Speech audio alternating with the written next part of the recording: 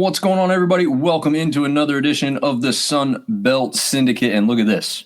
We've got the band all back together, as Seth said earlier. Right, man? The crew is back.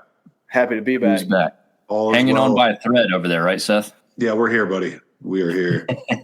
He's powering through, folks. He's bad. Do you officially have the flu like you know it, or you just feel like that's what it is? I just feel like it. It's just we're powering through tonight, buddy. We're here. Nice. Marv's coming back from his sun-soaked vacation down there in Orlando, Florida. Yep, had to go give my hard-earned money to the mouse. Did you guys drive or did you fly? No, we flew. Dominic just got back too. We were pretty much on y'all's coattails. You came back on what, Saturday? We came back Sunday afternoon. Yeah, we went down Monday morning.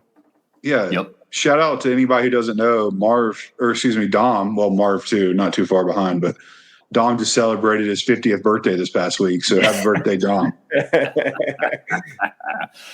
Don't put me there yet. Although I do wake up now and I'm like, I don't feel like doing that.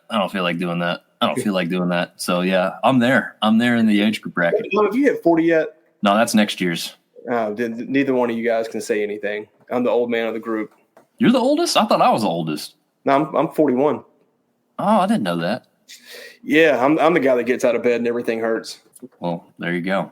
I'm trying to catch up to you, man. We've hit conference play. Man, what a I know for us selfishly it's really nice because instead of tracking 14 series, we have to track 7 series. But man, we always wait for this, right? This is when we kind of find out who's who. You kind of try to get a feel for the teams as they go through their non-conference slate. Obviously, this still got midweek games, but interesting week to get things started. There's a couple surprises in there. A few surprises for sure. Yeah, your boys in Boone starting off the year with a sweep. Woo! Did not see that coming. Not at all. No, I would have put that up for us to have one of the picks for competition aspect, but I was like, I could see a sweep for Texas State. I could see App getting 1, maybe 2, but yeah, pretty surprising. Yeah. I know that's what were we saying before we went live? I think we've all read that it's the first time they've ever beaten them in a series. Yeah, that's I believe so. And then obviously that would also mean that that's the first time they've ever swept them too. So yeah, interesting aspect. It looked like that last one today was a little bit windy and definitely a little bit of rain there starting up. Looked like from the fans. It's been ugly all.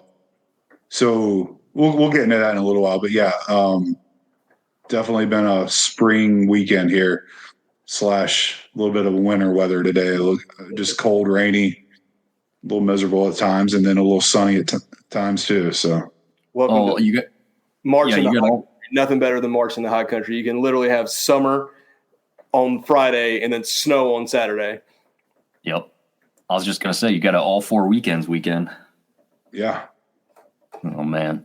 Well, yeah. I mean, we've got a lot of stuff to talk about on the show graphic. We can see that we've got the fight at the Tigue that was I've seen someone say it was a brawl. I don't know if I'd say it was enough people involved for it to be a brawl. Looked like one kind of instigator. We'll talk about that a little bit more. But again, some sweeps to talk about and some non-sweeps actually that kind of came into a factor. I know one of the persons that's following the page, Ed, who's a Southern Miss fan, wanted our thoughts and opinions on the ODU USM series. And we had pretty much all said a sweep. I think was Seth. Did you say you thought ODU could take one, or was that Marv? I think so. Yeah, okay. I did say that. How did that end up? 2-1. ODU took that last one. So yeah, yep. I'll take that. Well, we'll talk about that. Yeah, we'll save that. But yeah, this is the graphic we chose to go with since there's so much stuff off the field and on the field though in the Troy, Louisiana series, which has been kind of gaining some steam across multiple sports, but. We'll touch on that after we first rip ourselves apart for these awful picks this past week. I guess, look, bottom line is we all thought Georgia Southern could take at least one. I guess my thought process behind that, because I did that show with those guys, was they didn't have a midweek. They were rested. Going up to Conway, I thought they'd jump on that first game on Friday. Just didn't happen. Coastal ends up sweeping that one, number 24. So they'll certainly still be ranked at least 24th, if not jump up a little bit. I guess it depends on how much happens above them and what people think of Georgia Southern. But ultimately surprised, though, I guess, that Coastal swept, guys. Not really. I mean, No. I thought Southern could have got one. That's why I picked it that way. But, Coastal's still really good at baseball. Definitely. I guess, Seth, I think we going into conference, we're always saying it's going to be a couple weeks until we find out who some teams really are. And I think this last week or two into this week, I think we finally, when we start, I think we missed last week with power rankings, but I think we can start to solidify some, at least that top half right now. But yeah, I was a little bit surprised. Like Marv said, I could have seen Georgia Southern taking at least one, but Coastal's still Coastal and a very good baseball team. So no shocker there. Yeah. I was shocked in the last one, or the next one, I guess I should say, because we still have that last one to talk about, which we all got right. So I guess that one's the shining star of the week. But all of us favored South Alabama over Georgia State, and we were wrong in that one. How did that one go? Georgia State took that one 3-0. 3-0, yeah. Really? Yeah. Panthers are making some noise, especially after that huge midweek last week for South Alabama. It was Ole Miss, correct? Yeah. Yeah. Going in hot, and Georgia State might be that old sleeper team this year. We don't start talking about for a little while, but that's a good little ball team right there in Atlanta. Yeah. I'm with you, Seth. I mean, I thought coming off that win, the South Alabama was going to, carry some momentum over. And I guess I'm just undervaluing Georgia State, or was until this weekend. But I mean, you look at it, 15-6, like they're pretty good. And to get a conference sweep, we know sweeps are hard in this conference. Anyway, had 3 of them this weekend, but yeah, that one does surprise me a little bit. Yeah. I think the thing about it is you look at the record, like you said, Marv, 15-6, great. But then when you look at it closer, you're like, not the best quality team. So how much do we think they are really all that great or up at the top? Well, like you said, you start doing these types of things, everyone's going to look at that a lot more seriously and a lot closer and say, hey, it really doesn't matter who they've played. They've done what was expected or what they wanted to do each time as much as possible so far. So, yeah, Bus Lot boys stepping it up and making Georgia State. I think that speaks volumes on the conference as well as a whole. At least that top 4 or 5. We were riding pretty high on South Alabama after last week, and then all of a sudden, like you said, none of us would have bet $1 million $1 billion that they would have got swept going into the weekend, and it just kind of shows, as well as from top to 7 or 8. I mean, it's minus probably Southern Miss and Troy and Coastal. It's any given weekend. I mean, are we surprised that it was a sweep? Yeah. I mean, but is it, it's not the end of the world. I mean, we could have easily seen it happen, but I think that speaks volumes on the conference. Yeah. Artie's here. Hey, Artie. I'm surprised he showed up after this weekend's result, but we love him all the same, and I'm sure he has some thoughts on what he saw there in Boone that he can share with us as we talk through that matchup a little bit. But before we get to that one or any of the further ones, we'll touch on some of the midweeks that we saw happen as well. Number 21 Troy gets the best of Louisiana 2-1. We all predicted that one correctly. I was a little concerned. I thought Troy was going to end up sweeping, then none of us would get any picks right this week. But we salvaged one. That last game was a just offensive slugfest. Was the final 18-14 or something like that? It was 18-14. It was pretty much a football game out there again. So I mean, listen, I consider that a rivalry. Those two have been powerhouses in the conference for a long time. I wouldn't have seen either team getting a sweep if Cajuns would have been 21 and Troy would have been, had the Cajuns record. I still wouldn't have thought that would have been a sweep. Just two really traditional powerhouses going at it. You got to think somebody's going to take one. Yeah. That was my thought there. I mean, now if the Cajuns were on the road, maybe I would have said Troy could have swept and it wouldn't have been a surprise to me, but at home at the Tigue, you think that's at least enough to take one, which is exactly what they did on the Sunday matinee to finish that one up. Ben James saying, what's up to everybody currently watching the women's selection show? As we know, Arkansas State's women's teams made it to the NCAA tournament for the first time in 50 years of women's sports at Arkansas State, I think is what he had said. So Nice. Good for them. Yeah, big time news for them there. We'll see who they match up with against. Jason Hutchins has commented over here on Instagram. How about them apps taking down a Texas State team? Broom's working hard. And that's going to go right into our next stop here as we say best in class. Again, this is something that I control, so these guys can tell us how they feel if it's any differently.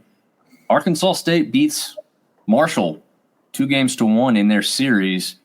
But, again, a little bit of looking at the whole picture as well as recent success.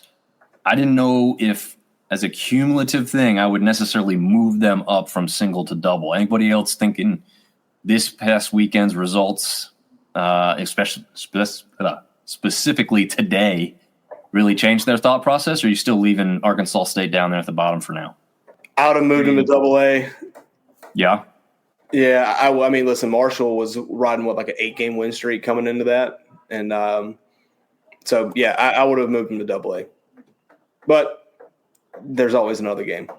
How do you – and here we go again. We do this weekly. But how do you have a team that just got swept in AAA if we're going week by week? I'd agree with that. True. Well, and like I said, I try and do some big picture, some recent. So whoa. We're not changing the rules as we go here, boss man. No. That's what I said from the very start. Week to week.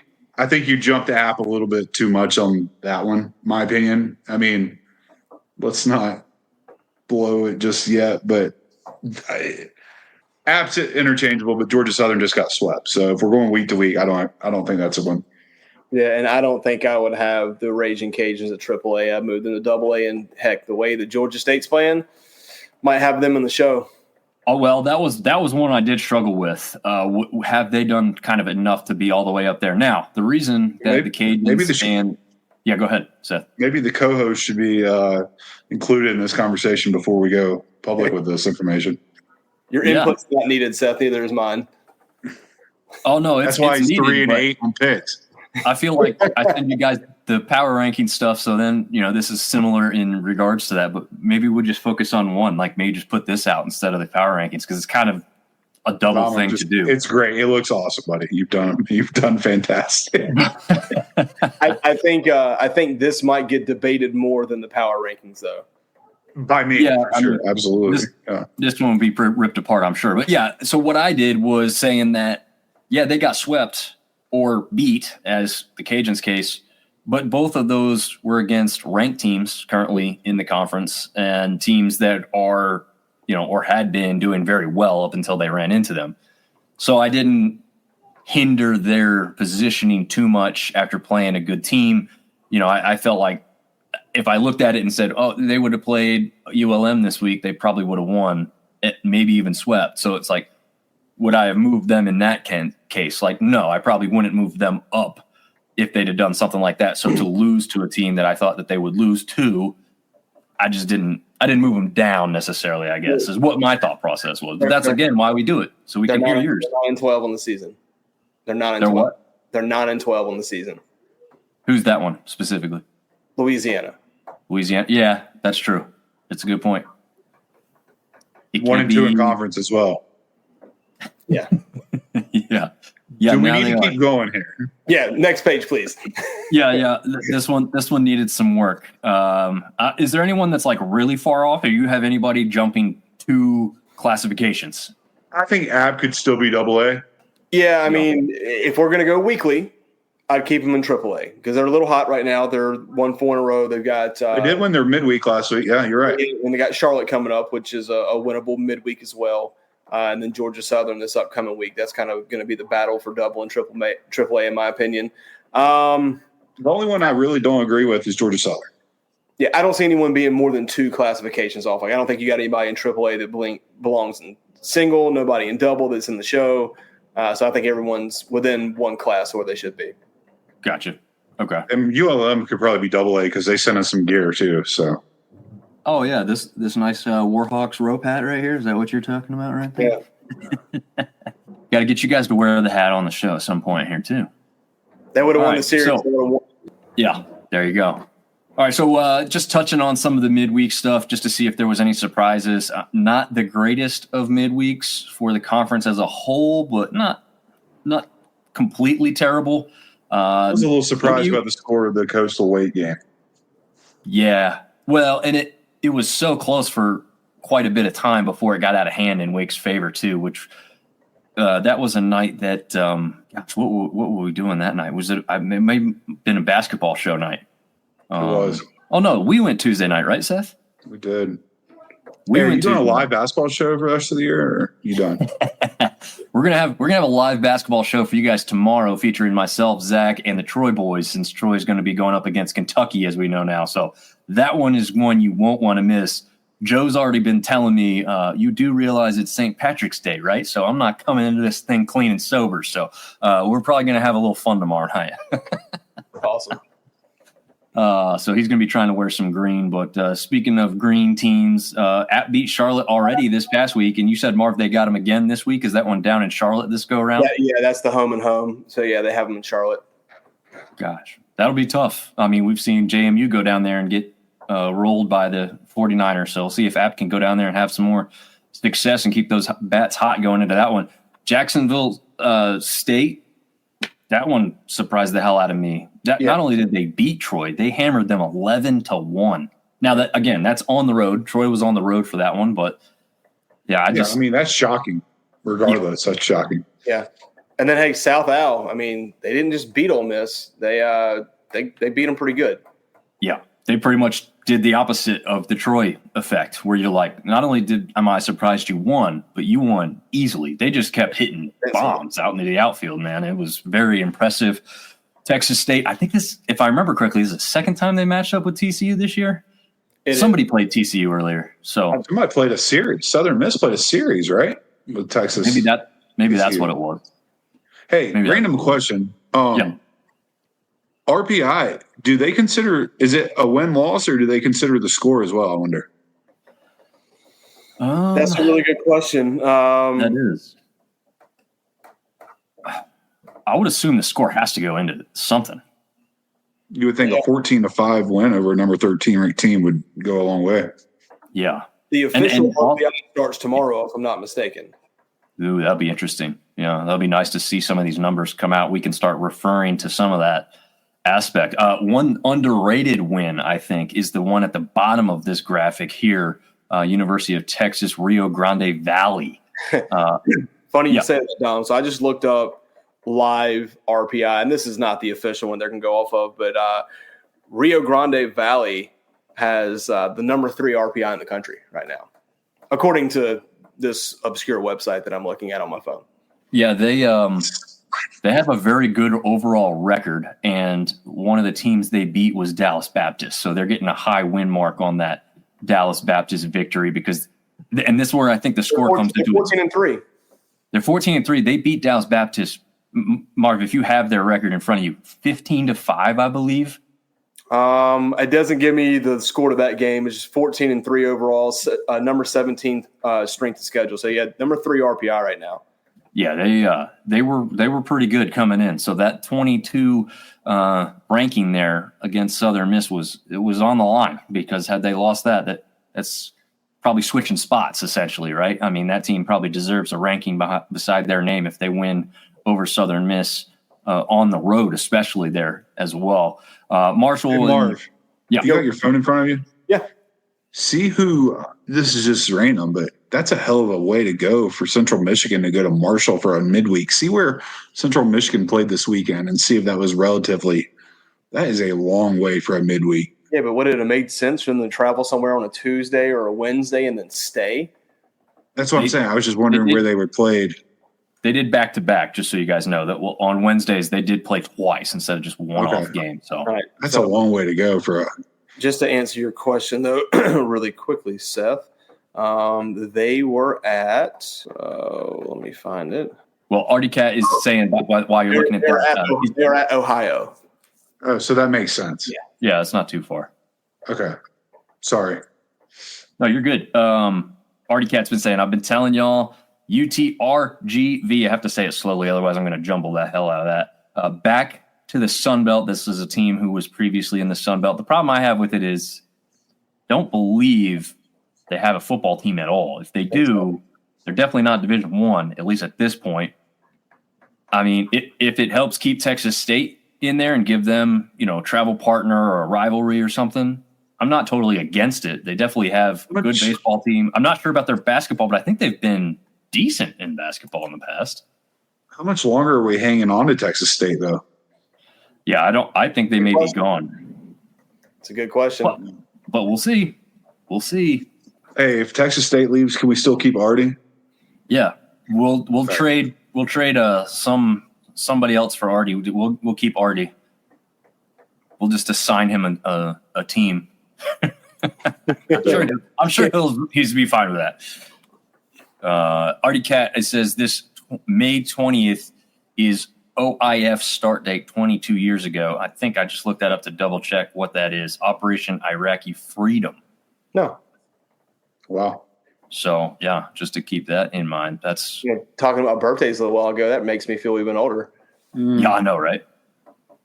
I remember being at App when they declared that they had captured, and killed Osama bin Laden.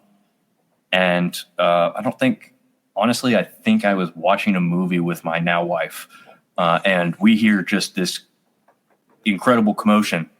And it was like a parade of vehicles with honking horns and people screaming and stuff. Are like, what is going on? That's before everybody started texting each other so much, with the social media aspect, and quickly found out what was going on. But yeah, that's a very vivid memory in my mind that is attached to that. So yeah, something to keep in mind for everybody who's served, as Artie Cat has done, and we thank him for that, of course, each and every time. But Dominic's jumping on. What's up, fellas? And Artie Cat's also saying that they are a brand new D1 football program, so they are up there. So could be interesting. The Artie Cat, Artie needs to tell us their nickname. I forget it. It's so difficult. I think it's a Spanish term, and so the spelling would be butchered by me. But varicose or something. I don't know. We'll have to see if he can get us that. Ben Stan, A-State pitcher, had his second complete game of the season, so definitely one on the note. We didn't give out the awards just yet. I think it was a little too much crunching to get everything else done, so the awards will come out. I just want to say something. Piggybacking off what Ben just said, we really – Ben, like people like Ben and Artie, people on the show that contribute, like we totally encourage that. This is not just us three up here. This is everybody's show. So, we appreciate, it helps the world go around. We'll make sure to cut you in some of those dollars when they start flowing. Yeah, those big NIL checks that we're getting. The Vaqueros cowboy is what it's translated to. I knew when I'd seen their name, I was like, I know they have a crazy nickname that like I can't just think of off the top of my head. I got to figure it out. And what's funny is their sport website like doesn't show it anywhere. You think it'd be like UTRGV, home of the Vaqueros, or whatever. It's just they don't plaster it all over. It's just the jumbled letters that they post everywhere. So it's kind of hard. All right, so I think we've kind of rounded up Tuesday's action, right? I mean, nothing else real crazy there. Nothing too. It's nice to see Arkansas State get a win over Memphis. As a close regional team that they do not like to lose to in anything. So that was nice. Neither team ranked or anything. JMU stuck with Virginia Tech pretty good, only losing by 1 run. But I'm not sure exactly how good Virginia Tech is on the season as a whole just yet. And before we get into Wednesday's score, since we have such a short slate to talk about for Wednesday, Ben wants us to remind him who our favorite MLB teams are. So Marv, Phillies, Montreal Expos, Atlanta Braves. Well, you got the same color scheme there, right? It's not too far off. How about you, Dom? I don't really have one. Is that bad? I don't honestly watch a lot of Major League Baseball. I'm kind of the same with NBA. Like, I don't care about the pros as much. I want like guys that played in the sunbelt to do good. Obviously, I'll definitely take in a live game, but watching on TV, like the NBA and the MLB doesn't translate as well to me. So I'm a more of a college basketball and college baseball guy than I am major league. Gosh, I mean, if I had to pick one just because of the regionality and not being a Braves fan, because like everybody around here is Braves fans, it's the three of us now. I guess I'd pick like the Nationals just to have somebody different who's still kind of regionally based for us. I like Ben's pick. Cardinals. Cardinals remind me a lot of like the Packers. Like if you have your favorite team and then there's teams that you hear about in the news and like you hear, it's almost like they're clean as a whistle. Like you don't hear problems out of that team. You know, it's all just business. They go about their business. They win. And it reminds me of the Packers. Like, just do it the right way. Tradition, you know, it's hard not to pull for teams like that. So, yeah, good pick with the Cardinals for sure. Yeah. And Dom says, as long as you don't pick the Yankees. Yeah, I am a Yankee hater. I'll tell you that part. I never really liked that whole aspect of things. So they got some good players and some people that I don't hate. But as far as just like the evil empire, right? I mean, Artie actually says there's 2 leagues, so you need 2 teams. He's got the White Sox and the Diamondbacks. Man, that White Sox one is rough, right? They haven't been good in forever. Oh, the White Sox? Yeah. Whew, South Side, baby. So growing up, and I'm sure you guys were the same, we got TBS, so you got the Braves, and you got WGN, which was the Cubs. But they'd also throw some White Sox games on there, and I was a big Frank Thomas fan back in the day. The big hurt, yeah. But yes, the White Sox have not been good in a very, very, very long time. Hey, I guess we're gonna go AL. I'll go. I believe the Mariners are AL. We'll go due to our boy Austin St. Laurent in their system. We'll go Mariners. Nice. I go Orioles. Orioles. That's not a bad pick. Yeah. I never hated the Orioles. I was a Cal Ripken fan growing up. Like that was a guy I looked up to as far as like wanting to be a baseball player and everything, of course. Have you heard the story about, so you know, the streak that he had? Yeah. The legend has it that his wife was messing around on him. Oh, really? And the day he found out, like, he was like, I'm not playing. So then all of a sudden the lights, there was a light problem at Camden Yards and they canceled the game for the night. Huh. Yeah. I've not heard that story, but I will definitely Google search that. And whoever the guy is that she cheated on him with it's like a popular person. I forgot who it was, but it's some crazy. One of my best friends is a big Orioles fan, so it's funny. Interesting. I did not know that either. Dominic's saying it's funny. It's interesting. Well, yeah. Dominic's saying he's pretty much with you, Seth. I think his favorite team is the Braves, and whoever's playing the Yankees. Yeah. I can go for that. Already saying it's hard to believe Dodger Stadium is now the 3rd oldest after Fenway and Wrigley. Yeah, I mean, that's the cool part. That's the part I do like about the MLB, obviously, is such old historic venues that you want to go. Like, it doesn't matter which day or who they're playing. Like, if I ever had the chance to go to any of those 3, Dodger Stadium, Fenway, or Wrigley, I'm going to do it when I'm in those cities. I've not been into any of those cities in any recent time period, if ever. But yeah, I mean that's something I'm doing for sure. $15 ticket, Fenway, right? I've been to Fenway and to Wrigley. Nice. Yeah, they're old. Like Fenway and Fenway especially like is dated, right? Like the seats are small, they're wood, they're uncomfortable, but just like the aura that you feel from the stadium is phenomenal. And Wrigley's Wrigley, man. It's great. Going back to the Cardinals, Busch Stadium is phenomenal as well. And just now that we're talking Major League Baseball, my favorite, most underrated ballpark in the country, PNC Park, where the Pirates play. It's probably my favorite stadium to take a game in live. Underrated, in my opinion. I've heard that from Pittsburgh before. I've actually heard the National Stadium is like sightline wise is phenomenal. I don't know enough about that to speak further. I've just been told that when you go, you can see the game from pretty much everywhere, and it's a good seat kind of thing. So yeah, Brave Stadium's super nice too. It's very similar with sightlines. But we're going to go to a Nationals game this year, so I'll be able to report back on that. Nice. Chris Bolton saying, love them or hate them. I'm a Braves fan, but I have immense respect for the Dodgers. I can't get behind teams that pay for championships. Just can't do it. A lot of these teams now that were like the lovable losers, like the Red Sox, have now just become the new version of the Yankees, right? Like just paying for players. And I mean, it's part of the game, I guess. But look at Ohtani, Mookie, Freddie. I mean, it's stupid top to bottom. Yeah. Yeah, that's true. Already saying, Pirates are the best comedy act in Pittsburgh. Do they still have Hutchins? Is it McCutcheons? Andrew, I think he signed another 1-year contract to be with them for one more year. How has somebody not paid that guy like a max deal to go somewhere else? McCutcheon's old. I think he's 37 or 38 now. He left for 3 or 4 years, made all the money, and then came back. Okay.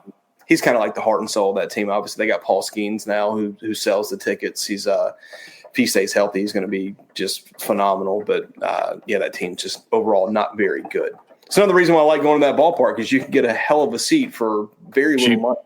Yeah, that's a good point. Dodgers and Cubs start their regular season Tuesday morning in the Tokyo Dome. Yeah. Well, that one I'll be tuning into, that's for sure. That'd be cool. Russ jumping in saying, if you can't get behind teams that buy championships, you would love my Reds. So I love the Reds, man. They got who is it they got from Tennessee? Who's the kid that transferred from Tennessee, went to Wake? Help me out here, Russ. He just played in the Natty last year. I remember there being a kid who did that transfer wise. I can't remember his name for the life of me right now. So I'm not going to be able to. He's probably not in the show just yet. He will be this year. But while you're looking that up, I have a cousin. But I don't think it was Rhett Lauder. Okay. I have a cousin who's a big Reds fan. Like, will not let go of those guys. So we'll have to see if they can turn it around. Chase Burns. That's who it was. Chase Burns. Okay. I'd have never he come came up with from that. Wake, went to Tennessee. That's what it was. Gotcha. Dodgers owners have spent money even in the Brooklyn. Yeah. Yeah. Back to the college baseball. Yeah. Well, we'll go there. Just get Artie's comments here. Them and the Giants moved west over stadium issues and to keep their rivalry. Yeah. It is crazy when you go back and look at like how many teams moved around, right? Even if they have like different names or the same name, but it was the Brooklyn Braves for some period of time, right? Like, it's kind of crazy to think about that. I think it was to me, anyway. Too. Yeah, that's a good point. All right, so we'll get back into the college baseball aspect. So Marshall was on a rampage, a stampede, if you will. Ha ha ha. Dad joke, number one of the night. But Chippewas finally ended that, winning by 1 run, 12-11 on Wednesday. Maybe a sign of things to come, but I wouldn't have thought that a 1-run loss would have led to what happened this weekend. We'll get into that.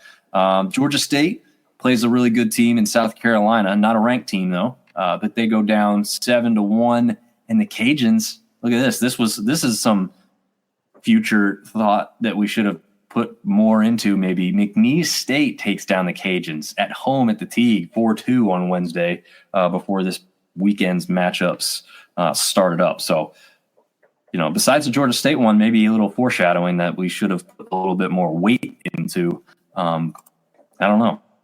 I don't know. I don't like to put too much weight in the midweek sometimes when it's a one-off and you have a specific matchup that maybe you're saving a guy for putting a little bit more into on the weekend, but it seems like it. You switching up on us here? Were you doing individual days now? Well, I just tried to change it up a little bit because, like I said, if I did graphics where the teams were going head-to-head, it's just going to be like 2 slides or 3 slides, right? Like, because it was so much. So I was like, yeah, this is kind of good. Look, we can kind of go day by day instead of just the overall thing. I think Marv texts us Friday afternoon. That Marshall game ended early. I don't think any of us expected that one at all. No, I mean, with Bryce pitching for the Herd on Friday nights, you would think that those games are going to be close. I looked at the stats, man. He gave up 9 in 5 innings. Just got hit pretty good. That one definitely surprised me. And then, 10-run rule in Texas State on Friday. It was Phyllis, didn't see that one coming. I went to that game Friday. It was a beautiful afternoon. We got through 2.5 hours. We had finished 5 innings. Whew. I mean, it was absolutely just a slugfest. What was it? Just hitting the ball, State changing. Just taking the runs when they were there, and aggressive base running. Hitting balls and gaps. I mean, there's one ball they hit in right field. I think still hadn't landed yet. Along with the Wake Forest game last year, there's a ball that Wake hit that still hasn't landed. But Ab just brought the bats and just continued. They continued that all weekend. So I don't think Ab's ever started 3-0 in conference play that I remember, at least. So good for them. Yeah. Those two definitely, to me, are the biggest surprises of Friday. Not necessarily the fact that either of those teams won, but the way that they both won, right? Run ruling. That's I would have not predicted that for either team, to be totally honest with you. And you got to remember, like Marv said with Marshall, with Bryce pitching Friday night, these scores are Friday. You're going after number one guys. So to put up 15 on a Friday night guy, I mean, obviously it wasn't all 15, but to rattle a Friday night guy like that and just continue through the weekend, I mean, that speaks volumes. And Georgia State getting off to a hot start. Looks like South Alabama didn't have much, not much for their arms all weekend, but not very shocking there. And Troy took care of business, and Southern Miss, rightfully so, took care of business on Friday night. Yeah, I would say that the ending for the Troy-Louisiana game is probably what led to what we used for the graphic to start this thing off with that fight on Saturday night. So the ending of the Troy-Louisiana game on Friday, Louisiana, I can't remember if they had the bases loaded, but they had a play at second base after a strikeout from Cajun batter. I'm sorry. Or yeah, that was it, right? Cajun batter strikes out. Troy throws to second to get that guy out. But the batter, after the swing, makes his way towards the plate, right? I think he may even have stepped completely on the plate, but he wasn't. I don't know the wording of the rule. I wanted to kind of look that up to be. Was it interference on the throw? It was interference on the throw. That's the last out of the game. That's how the game ended. Now, had that not happened, it doesn't mean Louisiana takes the lead. It just would have put them in a better position to tie the game. Yeah, they right. And then, yeah. So it's hard to say that they would have come back and won because of that call not being made. However, I'll side with Cajun fans in one aspect that I don't think it looked like the kid did anything to purposely or intently get in front of the pitch. But I have never played baseball at this level. I mean, I haven't played baseball since I was probably 10. So I don't know if this is one of those small minor things. And Marv, you can speak to this because you're coaching kids a little bit. I'll speak on it. Yeah. So if the batter in any way impedes the catcher throwing the ball and there's contact made with the catcher and the batter is at fault. So it typically happens with a right-handed batter and a guy trying to steal third, and your catcher's trying to throw it to third, and the right-handed batter's in the way. But if on a strikeout, if he's walking back to his dugout there on the first base side and he is in the way of the catcher and the catcher makes contact with him throwing the ball, that is batter interference, and that is an out. So this one, I would say, was not that I saw. There was no actual contact made, but it definitely looked like he wasn't out of the way completely. But again, that's where, to me, I don't know.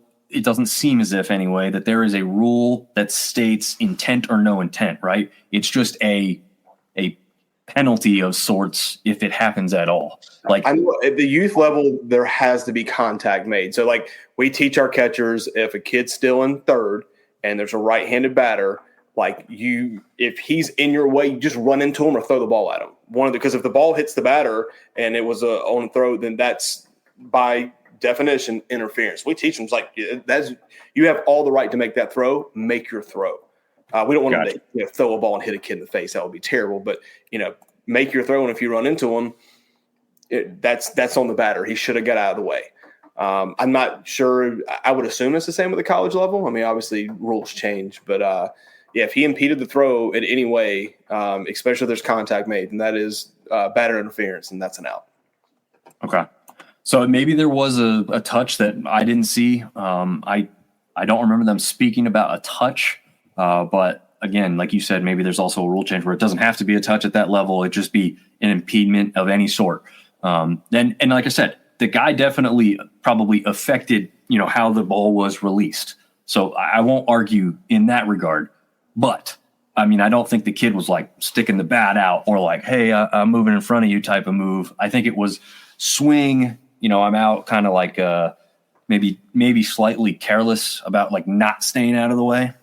I don't know. But anyway, that's kind of how that game ended. So that is very possibly what built up a little anger and frustration and led to some words behind the dugout. And as we mostly know, for those who don't, maybe, that there's a camera pointing right down towards the mound, which will also catch the first, I think it's like 5 or 6 rows. But then behind that, you can clearly see a concession area where this whole fight was caught on camera. This was not down in the concessions where no one saw it. If you were watching the broadcast, you saw it live as it was happening. And obviously it's made its rounds on Twitter as well now. So you can easily find that if you want to look at what we're talking about next. But before we do, Artie Cat is just saying, ouch, I'm blaming the altitude and extreme wind and horrible camera angle.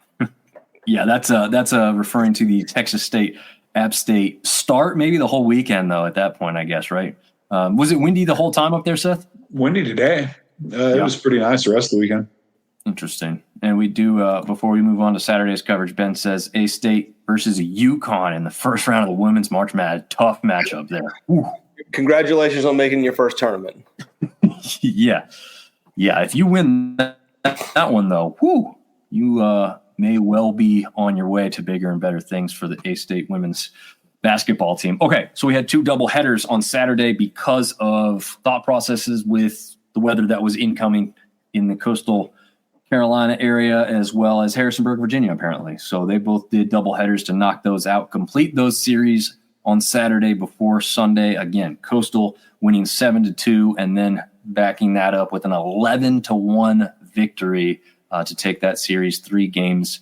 JMU dropped the first game on Saturday, 9-3, before rebounding in the rubber match to take the win and the series 6-5 in that last one. As we know, Georgia State was going on their way to sweep the Jags. They won 3-0. Troy gets the win again over Louisiana 8-5. That's where we'll have our talking point. But hey, are we crazy to think Georgia State in the show? No, man. I said it earlier. I mean, 15-6. I don't think it's crazy. Yeah, I would say not crazy. I would just, man. I think they need to get swept before Dominic considers them in the show. That's a possibility. So here's what I'll say about Georgia State: 15-6, 3-0 in the conference. They've got West Georgia for their midweek. Don't know much about West Georgia baseball, but then they have Old Dominion. At Old Dominion, they win that. They win the midweek and go 5-1 in conference. Yeah, easy. Not easy. I mean, it's never easy to win on the road in this conference, but yeah. So, Dom, again, write that down. They win 3 out of 4 this week. They are in the show. Okay. I'm cool with that. Artie Cat saying Bobcats hitting so poor they need to cork their metal bats. Oh, man. Yeah, that's good stuff. Yeah, I mean, 8-7, 11 innings on Saturday. Seth, I know you weren't at that one. Was Jason Tennis, did they end up getting there on Saturday? Yeah, how'd you know that? Did I tell you that? Yes. Apparently pregnant, could not take more than 8 innings, so they left, or 9 innings, so they left after 9. And oh, man. I said, how are you going to sit through 9 innings? And I wasn't going to argue after the response I got. So don't argue with the pregnant lady, Seth. I'll teach you that lesson. That's a good idea. Said it was a great game, though. It's a resilient ball club.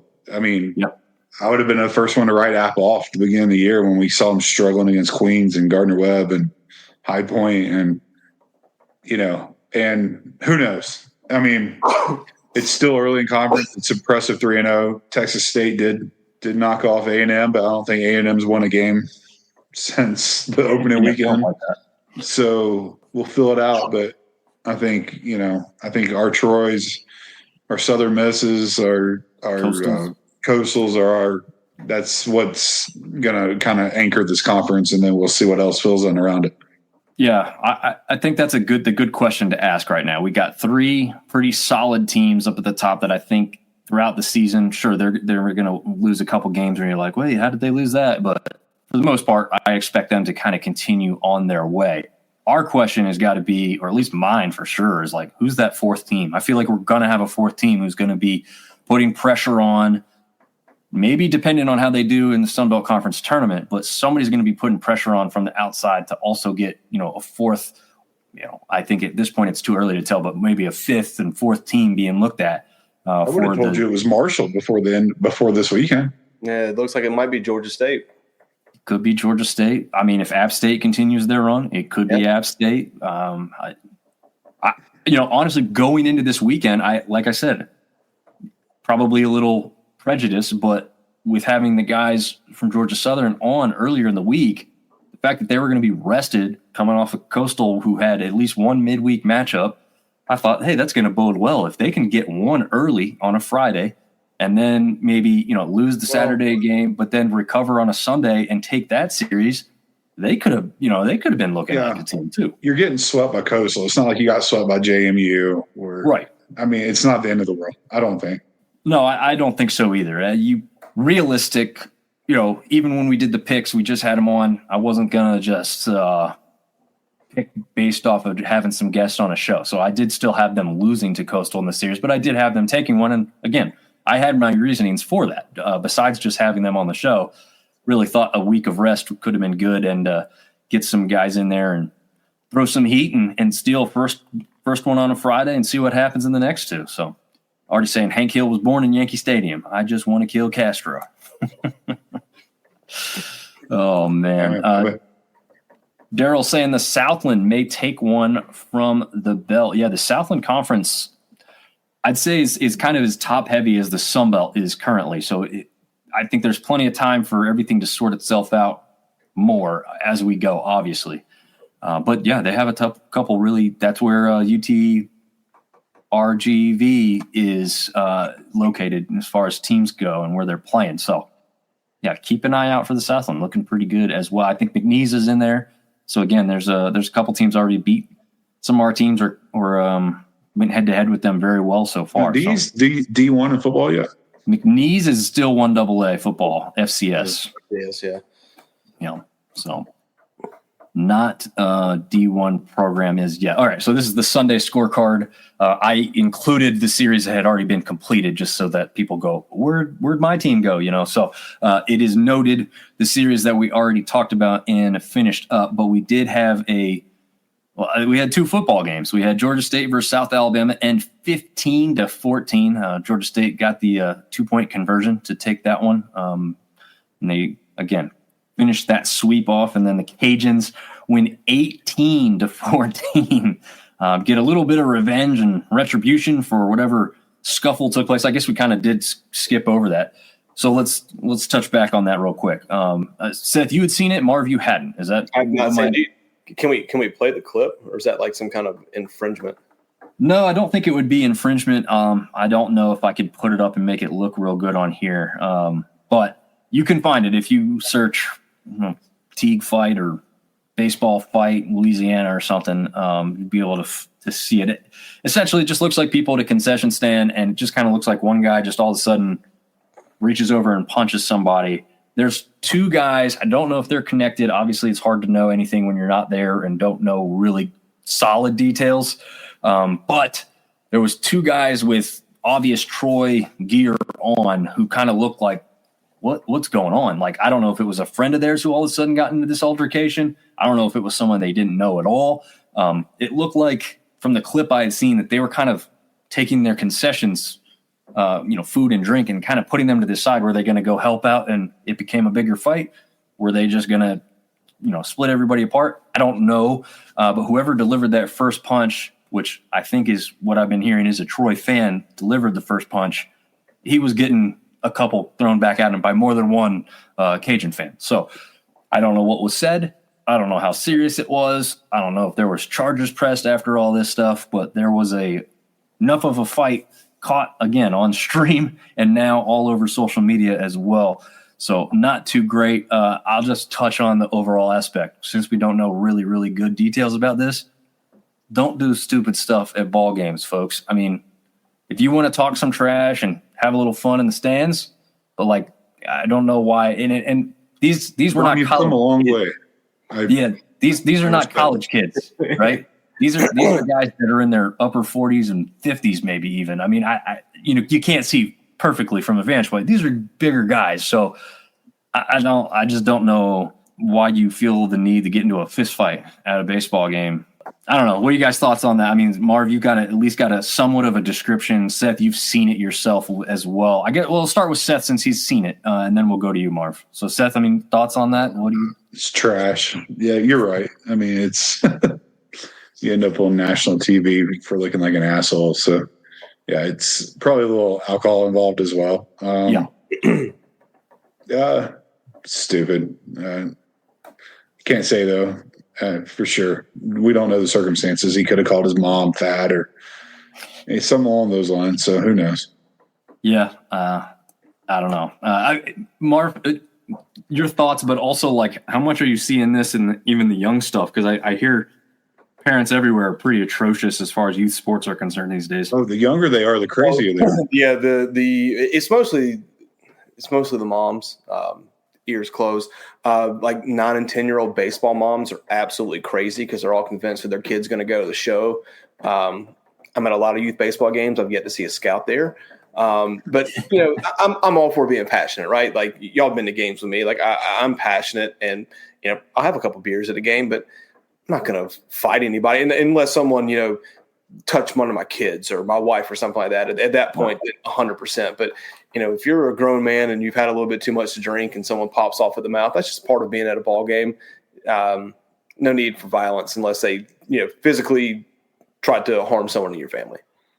Yeah, I have yet to see a fight at a youth baseball game. There's definitely been a lot of chirping, but it's mostly at the umpires, which is crazy to me too, because most of these umpires we have out there are like high school kids that are just like trying to earn $20 an hour, and you've got some like woman just berating them because he called strike 3 on their little kid that was looking when he should have swung the bat and he probably hadn't swung all weekend. That's the crazy stuff to me. Hey, listen here. Artie says, "How dare you fools? My kid's going pro. The scouts are here for his T-ball game right now." So yeah, that's good for you, Artie. Oh man, yeah. That stuff is. You see it in baseball. I got my kid in hockey. You see all and hear all the stuff. It's kind of crazy. So yeah, and I agree with you. When these are young kids trying to get themselves better by calling a game, like, don't scare them away. That's why you get charged more as a parent for paying for officials, because it's harder to find them. So you're already charging yourself more money. And then you got a less talented pool to pull from later in life when your kid's 17 and those scouts are there. And it really matters that the call gets correct. So yeah, don't make it worse for these kids that are trying their best and literally learning along the way as they call games. So I don't know what to say on that aspect, but hopefully that's no one who's watching or listening to the show for that right now. Southern Miss does drop that last one. It looked like they could have been going for a clean sweep there. Number 22 would have helped them out with that ranking and possibly improving. I don't know if you'd say you necessarily drop with one loss after already clinching the series. What do you guys put weight in that type? They lost the midweek too, though. That's true. No, they beat the Cowboys, the UTRGV guys. Who lost to McNeese? That was the case. Never mind. Yep.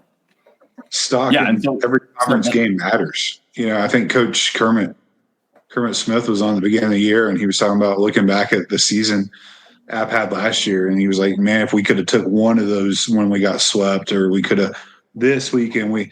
You look back at the end of the year, you look back at what could have made you a regional, what not, and you're like, "Wow, if we could have won that one game there and that one game there." I think every conference game matters. So a 2-1 goes a long way, but you still lost. So a sweep is looking at a sweep over the weekend. I mean, that's a lot to pat yourself on the back over. That's a good point. And obviously we talked about how good the conference is. Like every conference games matters when you play in a conference like this. Yeah. You take the win, the easy quote unquote easy wins, but I don't think there are easy wins. The Marshall series is what really kind of surprised me quite a bit. Yeah, that was back and forth. I mean, you look at it, Arkansas State wins the first game 11-1. Then Marshall comes back, and what was the score on Saturday? It was like 12-2 or something like that. And then Arkansas State comes back 9-1. I mean, they were or 12-2. Yeah, they were they were butt kickings either way. They didn't have any close games. Yeah, that's kind of the surprising thing. You see that first one, you're like, okay, something happened funky Friday night. Now Marshall's on their rhythm on Saturday, 12-2, like you said, Marv. Oh, they'll definitely, come in here and take this last game to win the series. We had 3 sweeps, right? 3 sweeps, yeah. Yeah. I don't think South Alabama's what we I don't think they're going to be marching their way to AAA anytime soon. But I think if we're talking about one big picture, I think Marshall might be that team. I'm gonna get past this past weekend. I still riding with Marshall a little bit, but let's see what App's got. Let's be a little optimistic about that and see what they got. Georgia Southern this next weekend. So I mean, don't write Lafayette off yet. Don't write the Cajuns yet. But no, I'm not. Let's get one more weekend of conference in and see where we're at. Yeah, Marshall's got James Madison next weekend. They're riding high in Atlanta for a good reason too. So good for them. Yeah, that's one thing I didn't actually have prepped since we had a little bit less time than typical to put up all the midweek and weekend matchups just to kind of have a look at that. Maybe we could do that as a one-off thing. So they got ODU. Georgia State's got ODU. So, we talked about earlier, beat West Georgia. Who's Marshall got next week? Anybody got that in front of them? You said JMU, right? JMU, yeah. I know App goes to Georgia Southern. Georgia Southern. Yeah, it's a big one. And I think, just kind of looking ahead, if I'm not mistaken, Coastal has Troy next week. Wow. Coastal does have Troy, so ranked on ranked. Take that series. If they stay both ranked. And not only that, I don't know if this schedule is correct, but it looks like they have a 4-game series at Troy. No, that can't be right. That can't be right. It's not be correct. You go. I'm on the conference website. I put zero faith in that sometimes, but Coastal goes to Troy and then Clemson. Wow. Yeah, you know what? You're right. The conference website is showing 4-game series for some reason. It's showing 2 on Sunday. Yeah, what I'm sure they flexed one and didn't delete one of the 2, or maybe they're gonna that's a big series in the second weekend. That's who wants to claim? I mean, in my opinion, the winner of that series is the number 1 team in the conference at that point. Yeah. Yeah. Oh, for sure. I mean, maybe not in the standings exactly. Definitely that. Reiterate this. Artie Cat says Troy drew Kentucky for basketball tournament. We will be having a basketball-specific show tomorrow. We'll also be throwing out if Arkansas State makes the NIT announcement here in about half an hour where we're at live, so we won't be doing that on the air. But if they make the NIT, we'll also be talking about their matchup, but we'll be definitely heavily focused and featuring Troy as the Troy boys. At least Joe from the Troy boys will be on with us, myself and Zach, so we should have some fun with that. We'll look over the Kentucky matchup for sure because that's obviously the first one, and we'll see maybe what it could look like if they moved on from there. We did that last year with JMU. It was a good time, so we'll definitely be doing that from the Troy aspect this year. I had my fingers crossed, fellas. I was like, Troy in Raleigh, that'd be awesome. I could go over there and see that, All right, here's the thing. Should UNC and Texas have made it, just to get off topic on the basketball aspect? UNC did make it. They did. Yeah, they're in the play-in game against, San Diego State, I think? Yeah, I think so. But should they have made it? Did you hear the argument against them versus Indiana if you put those two head-to-head? Indiana was 4-13 versus quad 1 opponents with no quad 3 or quad 4 losses. UNC had 1 quad 1 win and 1 or more quad 3 losses. So when you make those arguments, and guess who's AD was on the board for the committee? Was it Bubba? UNC's. Well, funny interesting. Guess who else was on that committee and actually spoke and defended the UNC selection? None other than Sunbelt Commissioner Keith Gill. Really? So a little bit of an interesting aspect on that. Did see someone allude to the fact that Keith Gill just fought for UNC harder than he's fought for any sunbelt team to belong in any postseason tournament. So, yikes. I don't know if I'd necessarily agree with that. I'd have to like go back and watch and listen to compare two things together. But that was someone's opinion. So we'll see. But, I mean, overall, I'm a Keith Gill fan. I wish some things would be done differently, but I'm not sure if I'd put it all on him or, other decisions or decision makers within the conference at some of that aspect. But I don't know. I think we should we definitely need to get back to the power rankings this week. Yeah. Yep. And then we need to I definitely want to pick the Troy Coastal Series this coming week as well. So. Oh, yeah, that one will be on the board for sure. I don't think we didn't have Troy. Well, we had Troy on this past week. Well, we had Coastal and Troy. Oh, I don't like to go 2 in a row, but you know what? For that one, we'll have to make an exception because that you can't have it. Yeah, that's by far the biggest series of the weekend. Something to vote on at the next board meeting. These 8:00 starts, I can definitely get down with every week. The 8:00 start is phenomenal. Yeah. 8:00 starts on a Sunday. Yeah, I can do that. 8:00 starts during the week are a lot harder because that's bath and bedtime for the little one. So I don't like to miss that all the time. Does your wife not do anything? No. I'll let you tell her that. No. Text her and see how that. No. Oh, the stream just got cut. I don't know what happened. I think the internet got hit with the axe. No, she did great. I tried to prep a little bit. I helped him out with the shower aspect beforehand. So, but yeah, I mean, this is the extra inning that we've kind of talked about. I don't know if there's anything else left to talk about or hit before we jump off here or what, guys. No, I think those two random. We're not shocked by Coastal, but I think with App sweeping and Georgia State sweeping, two teams that we're not really used to. I mean, I think it gives us a little bit of extra juice and a little extra excitement going into at least next week to see what happens. Yeah, I'd agree. I think it's like we said, maybe that we're looking for a fourth team to really step up and solidify themselves as like a real true tried and true contender here. And let's all pick one real fast. Going pick. Oh, you're talking about series? No, let's who. No, who's number 4? We've got to take a Troy team right now. Go ahead, Dom. Well, I was going to Troy, Coastal, Southern Miss, all ranked, all kind of clear, top of the conference, at least inside, outside, whatever. I'm just talking about the 3 that you'd probably pick to go on to postseason play at this point.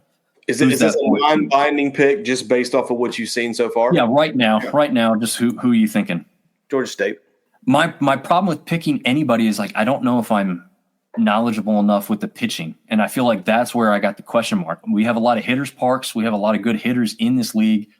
I gotta be sure I'm picking the team that I feel strongest in the pitching in right now, and that's where my question mark is. That's the only thing. Artie's agreeing with you. Georgia State. That's who he's taking right now. Well, Georgia, just for comparison. Well, okay, so. Real quick stat check. Yeah. Georgia State's got the 3rd highest batting average in the league. Got the 3rd lowest ERA. Wow. So their pitching is I guess when you're hitting the ball like that, you don't have to pitch that phenomenal. But as you get deeper into conference, you're going to have to be able to pitch. Now, where's their strength of schedule? I don't know. It doesn't give me that. Okay. Because their ERA is 6.21, but they are hitting .299 for the season, and they by far lead the league in home runs. They've hit 29 home runs. Wow. Yeah. Next closest is 21. Is that App? No, it's Troy. Okay, yeah. Troy and Southern Miss have hit 21. Georgia Southern's hit 20. Marshall at 19 and App at 18. App slowed down a little bit. I thought they were up there towards the top, but yeah. Trey didn't play today, so there you go. Oh, yeah, there you go. I would say, I guess right now I got to lean with what you've just said, Marv. I guess I'm leaning Georgia State as well. Until proven otherwise with that record, what it is, even if they haven't played the strongest competition, I guess I even said it myself earlier, they're doing what they're supposed to do. They're winning the games, and that's the most important part right now. So I guess I'd side with Georgia State as much as I would not have thought that coming in. You're not wrong. No. You going them too, Seth? I thought we were all taking an individual team, but Marv's stat line right there makes you it's hard to go against Georgia State. Until, like you said, Dom, until proven otherwise. Yeah, and we'll see because their schedule is going to get harder, but hell, before too long, we could be talking about them being one of them top 3 teams. Could be. I really thought it was going to be. I thought the only one that's surprising me that's not up there right now is the Cajuns. I really thought that they just routinely find themselves there, and it doesn't look like that's going to happen in the early part of the season. We'll see if they can start figuring it out and come on strong, kind of like they did last year, right? They were a team that got into the tournament because of their play in the sunbelt conference tournament. So I don't know, but Georgia State, who knows? We'll see. We'll keep an eye on the Panthers as we go along, but any last notes? That's all I got, buddy. Good to be back. Yeah. I'm glad we got us all on here again. Yeah. All right. Well, for those of you who are going to be filling out a bracket, tune in tomorrow night. We'll give you some information that could help, at least specifically in the Kentucky-Troy game, and we'll see you guys next time.